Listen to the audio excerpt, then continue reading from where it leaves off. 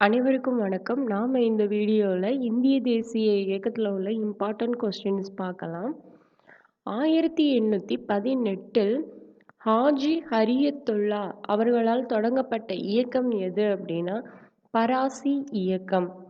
அடுத்தது, நிலம் கடவுளுக்கு சொந்தம் என்று அறிவித்ததுடன் நிலத்தின் மீது வரி விதிப்பதோ வாடகை வசூலிப்பதோ இறை சட்டத்திற்கு எதிரானது என்று கூறியவர் யாரு அப்படின்னா டு டு மியான்.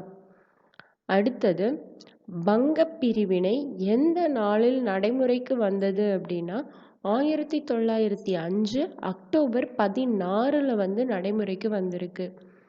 அடுத்தது, 1916ஆம் ஆண்டு ஏப்ரலில் தன்னாட்சி இயக்கத்தை தொடங்கியவர் யாருன்னா பாலகங்காதர திலகர்.